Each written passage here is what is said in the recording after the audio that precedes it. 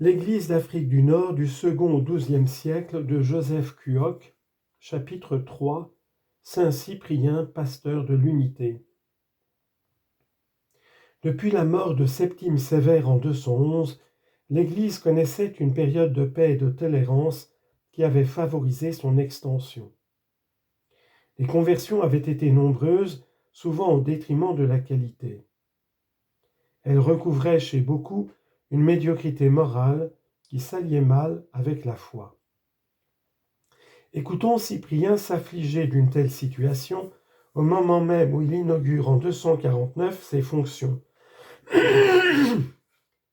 Citation. « Chacun ne songe, écrit-il, qu'à augmenter son patrimoine. On a oublié ce que les fidèles faisaient au temps des apôtres.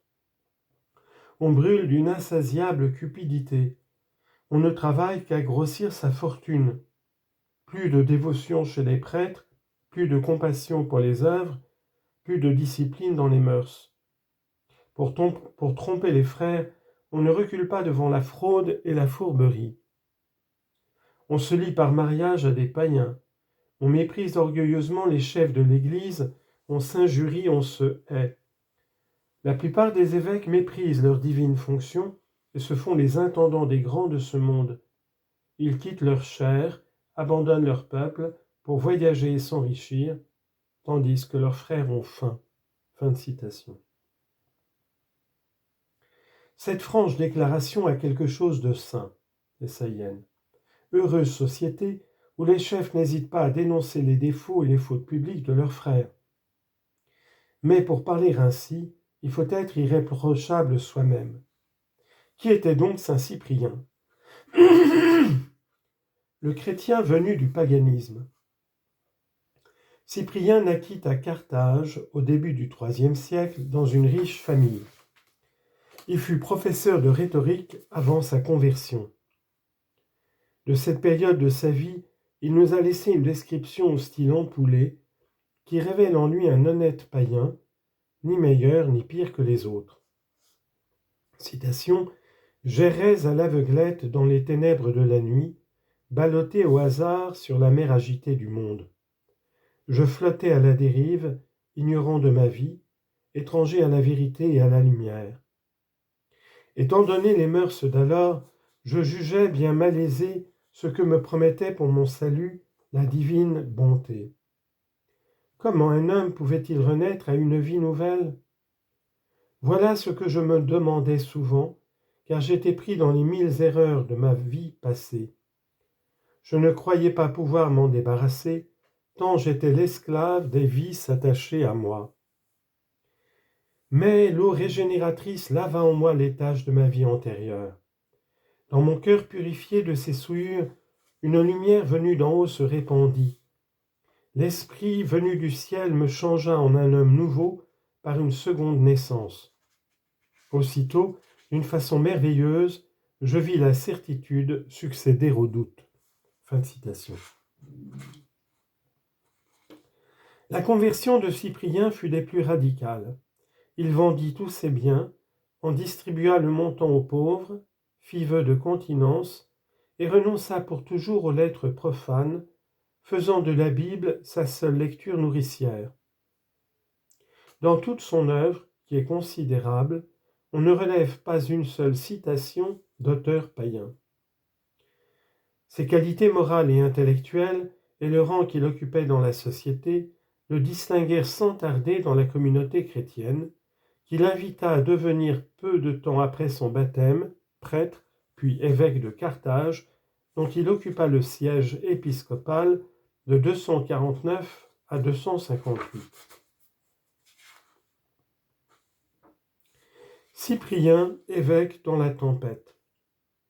À l'heure où Cyprien s'apprêtait à entreprendre la réforme de sa communauté, parut au début de 250 un édit de l'empereur Dès prohibant le culte chrétien sous les menaces les plus graves. Les citoyens étaient invités à donner des preuves de leur fidélité au culte national en accomplissant un sacrifice ou en offrant à la divinité une libation ou une poignée d'encens. Affolés, les chrétiens accoururent en grand nombre. Pendant plusieurs jours, on vit se succéder sur les degrés du Capitole de Carthage des groupes de notables suivis de leurs maisons et de leur clientèle. Des parents amenaient leurs enfants pour les associer à leurs gestes. Quand la cérémonie était terminée, on participait au repas sacré et chacun rentrait chez soi avec un billet attestant sa soumission à l'édit de l'empereur. Toutes les classes de la population avaient participé à ce geste d'apostasie. Ne vit-on pas à Saturnum l'évêque Répostus prendre la tête du cortège qui se rendait au temple pour y sacrifier?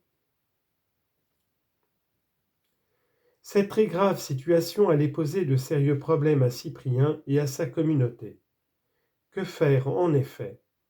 Donner au troupeau l'exemple du refus public, donc s'exposer à une mort certaine et priver du même coup les fidèles d'un soutien efficace et rare?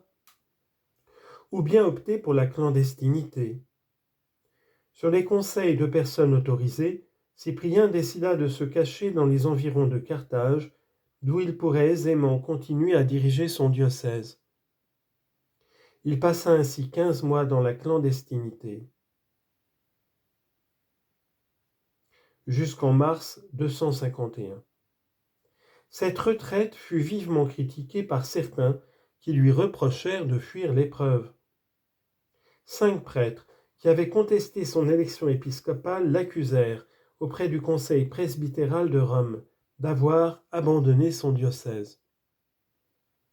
Cyprien se justifia auprès du pape Corneille en lui communiquant le double des lettres et des exhortations qu'il avait adressées à son clergé et à ses fidèles du fond de sa retraite, où, disait-il, il avait été plus efficace en ce moment difficile qu'exposé inutilement au milieu du troupeau.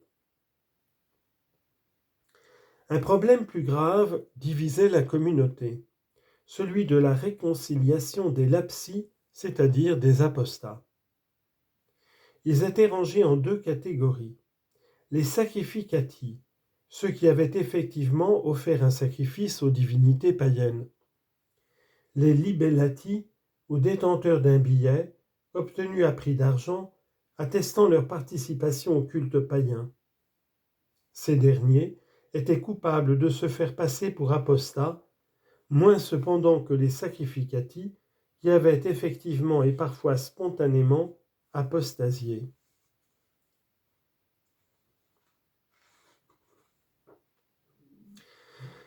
La persécution terminée, de nombreux lapsi voulurent réintégrer l'Église. Les règles alors en vigueur exigeaient d'eux une longue pénitence. Les 5 prêtres contestataires, et particulièrement leur porte-parole Nova, accordèrent tout pardon par l'intermédiaire des confesseurs, c'est-à-dire des fidèles qui avaient souffert pour la foi et qui de ce fait jouissaient d'un grand crédit dans la communauté et auprès des évêques. C'était là une manière habile de tourner l'autorité épiscopale. Cyprien, qui était encore dans la clandestinité, réagit en écrivant son traité De Lapsis. Les directives qu'il y donnait étaient équilibrées.